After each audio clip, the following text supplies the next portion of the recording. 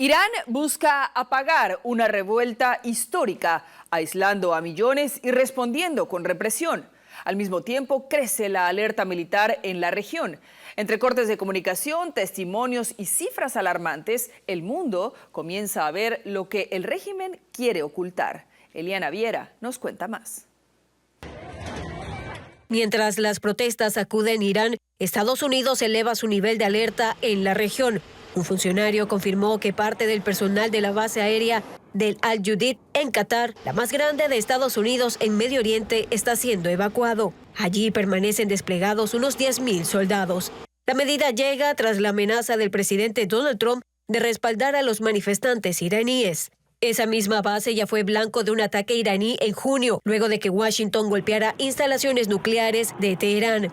En Irán, el régimen intenta silenciar la revuelta. Según NetBlocks, el país entra en su 7º día de un apagón de telecomunicaciones casi total.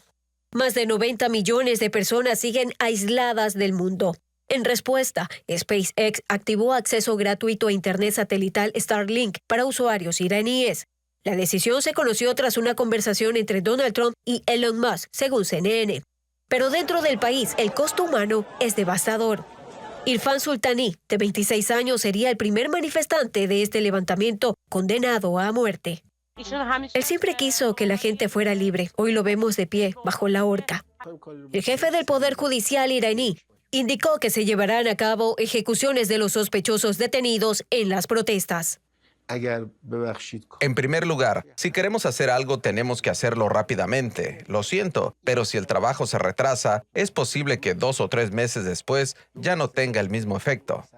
El régimen responde con amenazas. El comandante de los Guardianes de la Revolución advierte que Irán está en máximo nivel de preparación para responder a Estados Unidos e Israel, a quienes acusa de estar detrás de las protestas. Organizaciones de derechos humanos hablan de una matanza. El número de manifestantes asesinados es de 3.428 personas. 15 son menores de 10 años y hay 7 mujeres. Las cifras corresponden desde el inicio del apagón desde el jueves pasado y siguen cambiando cada día. Desde el exilio, un médico relata el horror vivido. Había ráfagas de fuego automático, gritos, gente reunida, protestas, el sonido de ráfagas de ametralladora, gente gritando en la calle. Abrí la ventana brevemente y el olor a pólvora y gas lacrimógeno estaba por todas partes. Según el médico, las fuerzas del régimen irrumpieron en hospitales y persiguieron heridos y a quienes los atendían, convirtiendo lugares de curación en escenarios de horror. Irán intenta apagar las voces, pero entre evacuaciones militares, internet satelital y testimonios que logran salir a la luz, la represión sigue quedando al descubierto. Visión Latina, Eliana Viera. Mientras tanto, el ministro de Asuntos Exteriores de Israel, Gideon Saar, ha pedido a Francia que designe al Cuerpo de la Guardia Revolucionaria Islámica de Irán, CGRI por sus siglas, como organización terrorista dentro de la Unión Europea. En una publicación en X, Saar dijo que planteó el tema durante una conversación con su homólogo francés, afirmando que enviaría un mensaje claro al pueblo iraní. El CGRI es una rama del ejército iraní establecida tras la revolución iraní de 1979. Opera junto al ejército regular, responde directamente al ayatolá Ali Khamenei y desempeña un papel central en la defensa, las operaciones exteriores y la influencia regional de Irán. La Unión Europea ya ha debatido la designación de esta organización, pero sus Estados miembros siguen divididos. Según las normas de la Unión Europea, dicha medida requeriría la aprobación unánime de los 27 Estados miembros y actualmente no existe ninguna propuesta ni moción formal para designar al grupo. Y por otro lado, Moscú seguirá trabajando con Irán. Esto a pesar de las amenazas de ataques y aranceles que ha hecho Estados Unidos. Eso afirmó el ministro de Asuntos Exteriores de Rusia, Sergei Lavrov. Cuando se le preguntó sobre la presión de Estados Unidos sobre Irán, Lavrov dijo que Rusia implementará los acuerdos bilaterales y agregó que ninguna potencia externa puede alterar la naturaleza de los lazos entre los dos países. En una conferencia de prensa en Moscú, Lavrov dijo que las acciones estadounidenses están contribuyendo a la fragmentación del orden global y dañando la credibilidad de Washington. Nuestros colegas estadounidenses parecen poco fiables cuando actúan de esta manera, afirmó Lavrov. Al abandonar los principios que promovió durante mucho tiempo, Estados Unidos está debilitando el marco internacional establecido durante décadas, añadió. Esta y otras acciones en el ámbito internacional indican la línea de nuestros colegas estadounidenses de romper todo el sistema que se ha creado durante muchos años con su participación. Eso agregó Lavrov. El orden internacional y la globalización han sido efectivamente desmantelados. Y seguimos analizando la situación en Irán. Para eso hemos invitado a José Joel Peña Llanes, quien es analista político internacional. José Joel, bienvenido y gracias por acompañarnos en Punto de Visión. Buenas noches, Andrea. Un gusto saludarte y a toda la audiencia. Muchísimas gracias por tu tiempo, como siempre, José. ¿A qué tipo de represalias se refiere Irán al amenazar a Estados Unidos si es que el país sigue apoyando las protestas contra el régimen? ¿Son amenazas diplomáticas, militares, cibernéticas o a través de grupos aliados en Medio Oriente? Pues mira, Andrea, yo creo que cuando Irán habla de represalias, pues al igual que otros países, normalmente se refiere a varias opciones que puede ir combinando según el contexto. ¿Por qué? Porque esa flexibilidad pues le permite de alguna forma disuadir sin tener, digamos, que amarrarse a una sola ruta. En lo militar puede amenazar, como ya lo hizo, con acciones militares en contra de objetivos estadounidenses, sobre todo en la región, sobre todo para tratar de enviar una señal de que tiene capacidad militar, que no tiene miedo en utilizarla y desde luego elevar el costo político de una eventual injerencia estadounidense en territorio iraní. Pero al mismo tiempo puede activar presión indirecta mediante aliados armados en diferentes frentes, lo que se ha conocido como guerras proxy. Recordemos que Irán pues financia algunas organizaciones que han sido clasificadas como terroristas o grupos subversivos, los hutíes en Yemen, Hezbollah en el Líbano, Hamas en Palestina. Entonces puede, incentivar que estos grupos comiencen a realizar ciertos ataques, lo que complica la situación, y también dispone, lo sabemos muy bien, de herramientas cibernéticas para tratar de provocar, interrupciones selectivas contra redes, servicios, sistemas estratégicos. Vimos que lo está haciendo precisamente en su país para evitar que las protestas alcancen, los medios de comunicación. Y desde luego, pues en lo diplomático, la represalia suele traducirse, Andrea, en cierres de canales, presión sobre terceros países y desde luego el uso del relato intervencionista por parte de Estados Unidos para justificar cualquier acción, incluso militar. Exactamente. Bueno, entonces, José, ante este nivel de tensión, ¿existe el riesgo real de un enfrentamiento directo entre Irán y Estados Unidos? ¿O se trata más bien de una estrategia de intimidación política como ha venido sucediendo? Pues mira, Andrea, lamentablemente en la época en la que nos encontramos el riesgo existe. Pero yo creo que en este caso, y lo más habitual de hecho, es que predomina una estrategia de intimidación con algunas represalias limitadas, precisamente con esta idea de disuasión y de tratar de ganar espacio político, obviamente sin abrir una guerra de gran escala por todos los costos que tendría para los actores involucrados.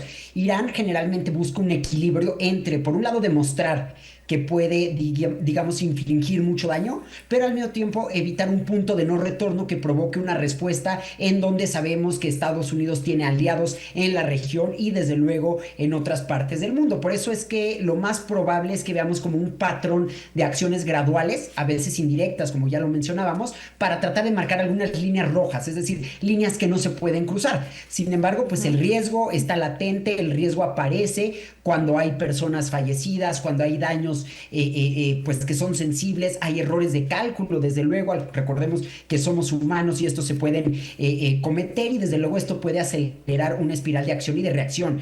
Entonces el peligro aumenta si Estados Unidos ejecuta acciones que el gobierno del Ayatollah Khamenei interprete como una amenaza existencial para el régimen, sobre todo porque estamos en un escenario, de mucha convulsión interna, donde el régimen, si bien no se anticipa una caída total, pues sí está viendo, pues una presión interna que de alguna forma reactiva las intenciones de la población de tratar de transitar hacia otro tipo de gobierno. Que por más que las traten de tapar, bueno, pues ahí están, y además ya vimos que Estados Unidos, si quiere reaccionar, reacciona. Lo vimos en junio del año pasado, como mencionas, pues por eso es que el riesgo está ahí latente. Ahora, yéndonos al otro lado, ¿qué tipo de presiones diplomáticas y económicas está ejerciendo Europa sobre el régimen iraní? ¿Existe una postura unificada entre los países europeos frente a Irán o hay divisiones internas? Mira, Andrea, yo hablaría más que de Europa, de la Unión Europea. ¿Sí? Y este proceso de integración, así como sucede en el conflicto entre Israel y Palestina, está dividido.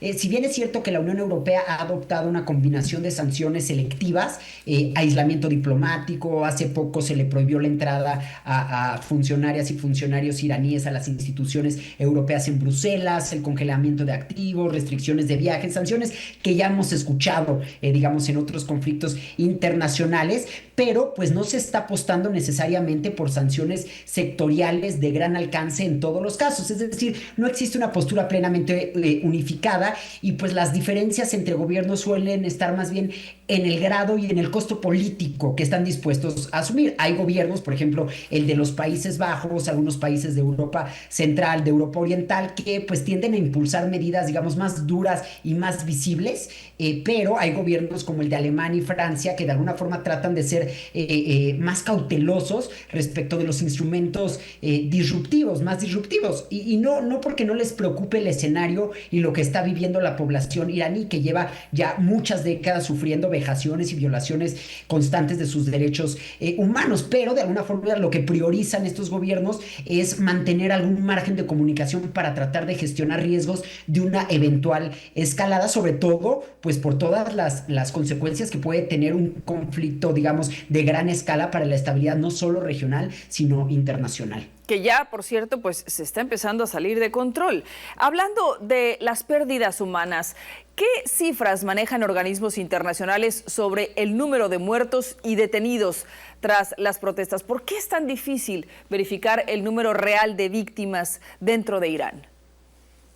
Justo lo que platicábamos, Andrea, de esta capacidad que tiene el Estado iraní de realizar ciberataques o, por ejemplo, de bloquear las redes de Internet, los apagones, y obviamente pues todo este tipo de cuestiones hace difícil documentar el número de personas fallecidas, el número de personas arrestadas. De hecho, si nosotros revisamos diferentes medios de comunicación o informes de organizaciones de la sociedad civil, vamos a ver que las cifras varían mucho, porque pues no existe, digamos, un entorno de verificación abierto y sostenido, de modo que pues hay conteos confirmados y estimaciones que suelen variar bastante. Sin embargo, pues las estimaciones más altas lo que buscan es reconstruir la magnitud del problema, señalando que esto se puede salir de control, generando mucha incertidumbre de lo que está pasando y desde luego pues el control estatal de hospitales, de morgues y funerales está siendo, digamos, cada vez más politizado, es decir, el régimen está tratando de evitar que las personas, los familiares de personas fallecidas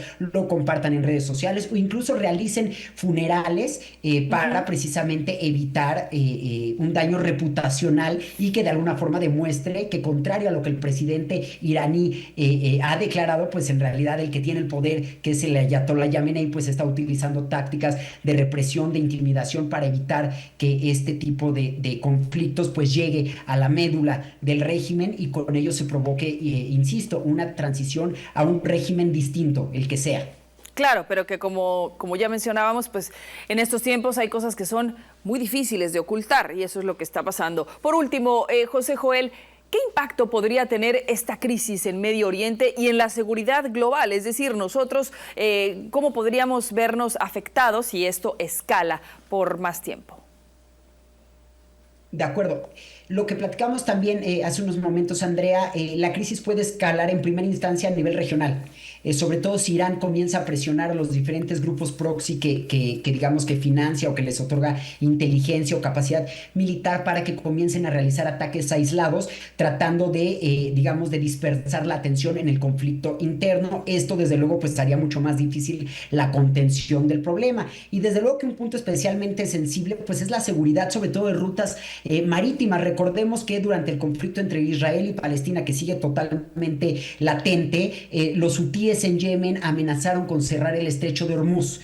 ¿no? Que es un estrecho donde pasa pues una parte importante del petróleo, sobre todo que va a Asia, particularmente a China, y todo esto pues lo único que hace es elevar, digamos, el costo no solo del petróleo mismo, sino de prácticamente cualquier bien y cualquier servicio. Es decir, se encarece el transporte, se genera volatilidad en los precios con, pues, digamos, efectos económicos que van más allá de la región. Y desde luego la incertidumbre, Andrea, que se encuentra latente en cualquier conflicto internacional, sobre todo en en este tipo de conflictos donde media la presión de actores importantes como es Estados Unidos y como es Irán, donde se endurecen percepciones de amenaza, se pueden incentivar respuestas de disuasión que complican cualquier, digamos, salida negociada, y a nivel global, pues el impacto tiende a verse con mayor militarización de zonas clave, con, digamos, el rearme de ciertos países, digamos, el comenzar a gastar más en defensa, en una industria militar, obviamente a costa de programas sociales o de, digamos, otros elementos que son necesarios para garantizar el bienestar de la sociedad. Por eso es que lo más importante es encauzar esta crisis por vías institucionales. Pues esperemos que así sea. Mientras tanto, se sigue moviendo el tablero geopolítico y seguramente estaremos platicando en estos días. Siempre interesante tu punto de vista, José Joel Peña Llanes, analista político internacional. Muchas gracias por acompañarnos en Punto de Visión. Un gusto, Andrea, y saludo a toda la audiencia como siempre. Gracias. Buenas noches.